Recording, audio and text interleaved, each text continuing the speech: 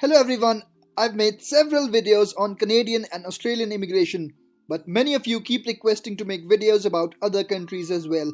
So here is a detailed video about the recently announced UK's new point-based immigration system. This is a kind of a blockbuster change in United Kingdom's work and student visa. I will tell you about its background, overview, eligibility criteria, points table, some misconceptions, and also about the process. So if you're interested, stay tuned. Hey guys, I'm Shitanshu from Dream Abroad, helping you dream and settle abroad. So if you haven't subscribed this channel yet, don't forget to click the subscribe button and yes, press the bell icon so you don't miss any of my videos. Alright, so to start this video, let me tell you about the background and timeline of UK's new immigration system. Why such a major change is being done? It is because of the withdrawal of United Kingdom from the European Union, which is called Brexit, or Britain's exit from European Union. You must have heard about it in the last couple of years. Following a UK-wide referendum in June 2016, the British government formally announced the country's withdrawal in March 2017, beginning the Brexit process. Just a few weeks back, following a general election, the UK left the EU on 31st of January. Thus began a transition period that is set to end by the end of this year.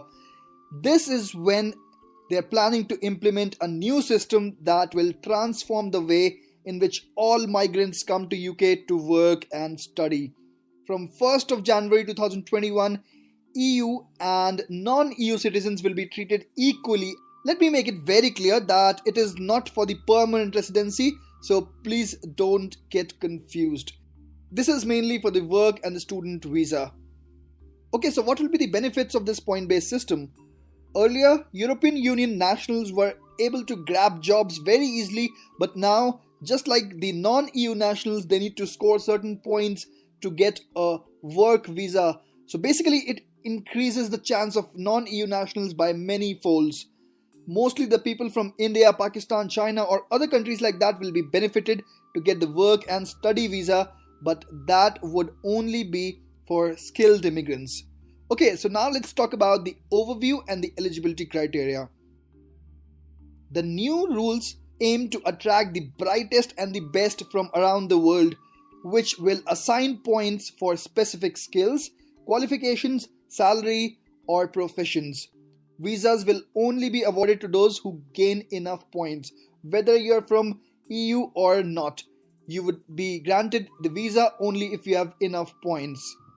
Of course, this has been inspired by Australia and Canada's immigration system, so this is also a point-based system. Now, how you will actually get points, I'll tell you later in this video. But let's discuss the eligibility criteria.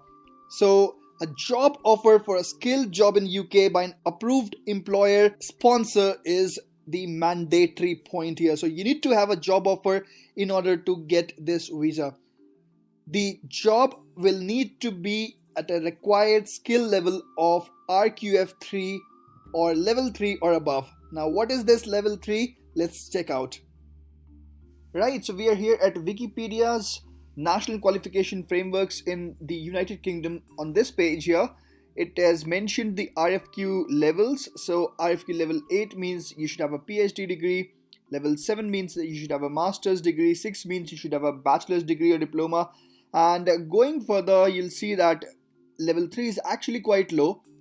Level A here means that you should have a school leaving qualification.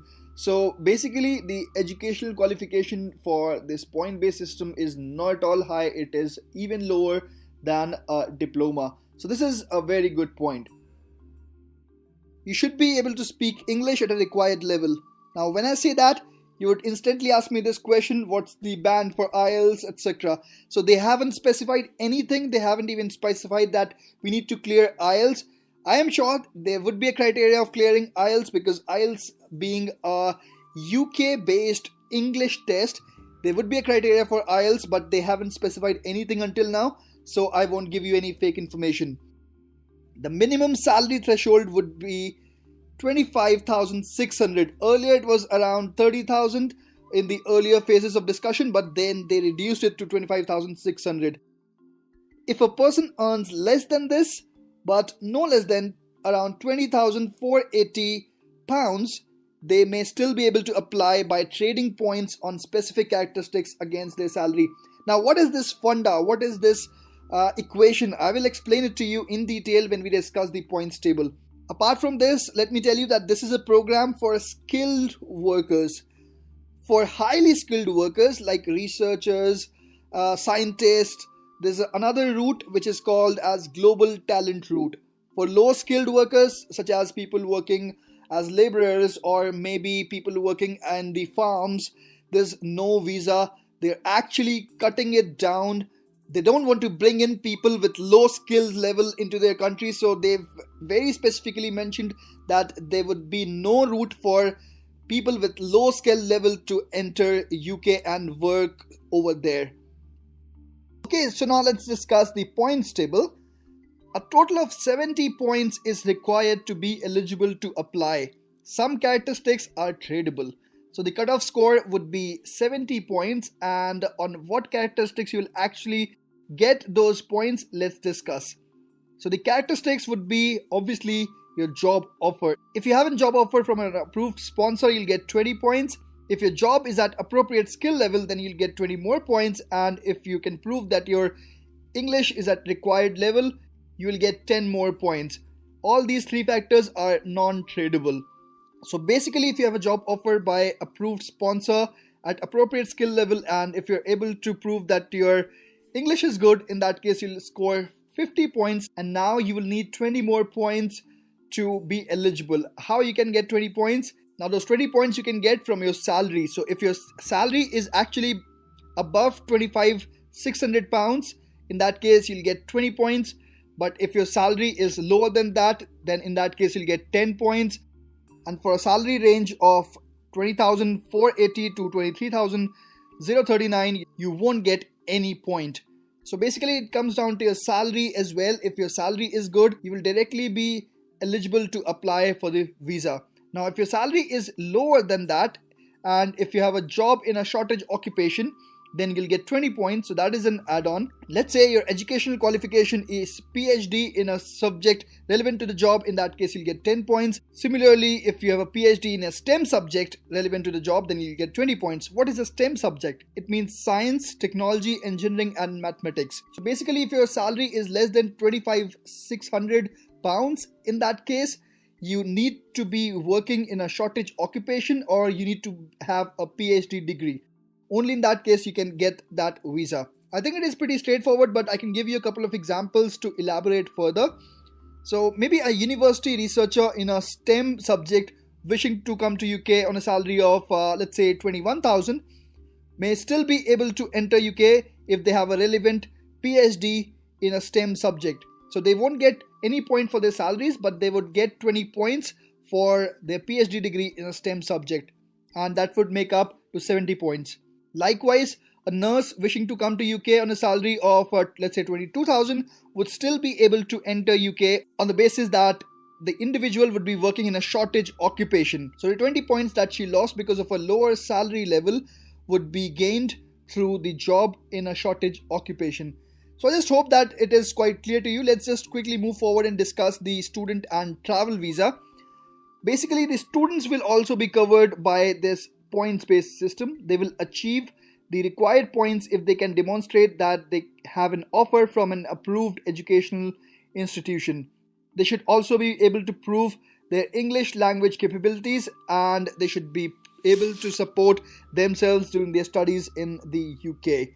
So that is about the student visa. About the travel visa for EU citizens as non-visa nationals, meaning they can come to UK as visitors for 6 months without a need to obtain a visa, but they can't work or study in UK from 2021 onwards without a proper visa. There won't be any changes for other nationals. Okay, now let's talk about the visa process. The application process is supposed to start in autumn of 2020 so that migrants can start to apply ahead of the system taking effect in January 2021.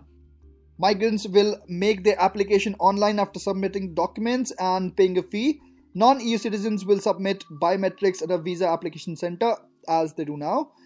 For employers sponsoring skilled migrants, the process will be streamlined to reduce the time it takes to bring a migrant into UK by up to 8 weeks. So the processing time they say would be around 8 weeks, and they've also mentioned that they would try their best to lower this processing time even further. So in less than 2 months you would be able to get the work visa or the study visa, and as the time proceeds and as they refine their process, the processing time would even reduce further. So thanks guys, that was all that I wanted to tell you through this video. I just hope that this video would make things a lot clearer in your mind going forward. So thank you guys for watching this video. If you like the video, please click the like button, and yes, if you haven't subscribed my channel yet, please click the subscribe button. If you have any queries, any doubts or any feedbacks, please put it down in the comment section below. I would love to answer them. Thanks again for watching this video.